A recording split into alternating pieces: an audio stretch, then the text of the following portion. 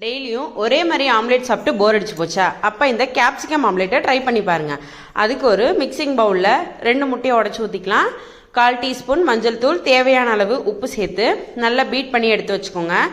அடுத்து ஒரு தோசை பேனில் கொஞ்சமாக எண்ணெய் சேர்த்துட்டு ஒரு பெரிய வெங்காயம் பொடியை கட் பண்ணி வச்சுருக்கேன். கூடவே 2 பச்சை மிளகா பொடியை நறுக்கின குடமிளகா, கூடவே உப்பு சேர்த்து 50% வதக்கி எடுத்துக்கிட்டால் போதும்.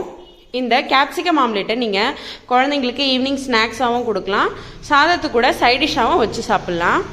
இப்போ பாருங்கள் 50% வதங்கி வந்துருச்சு. கடைசியாக நம்ம கொத்தமல்லி புதினா இலை தூவி ஒரு டைம் வதக்கி விட்டு நம்ம பீட் பண்ணி வச்சுருக்க முட்டையோடு சேர்த்துக்கலாம். கூடவே கொஞ்சம் மிளகுத்தூள் சேர்த்து மறுபடியும் ஒரு டைம் பீட் பண்ணி எடுத்து அதே தோசை பேனில் இந்த ஆம்லேட்டை ஊற்றி 2 பக்கமும் நல்லா வேக வச்சு எடுத்தால் ஒரு சுட சுட கேப்சிகம் ஆம்லேட் ரெடி. நீங்களும் இதை ட்ரை பண்ணி பார்த்துட்டு எப்படி இருக்குன்னு மறக்காமல் கமெண்ட் பண்ணுங்கள்.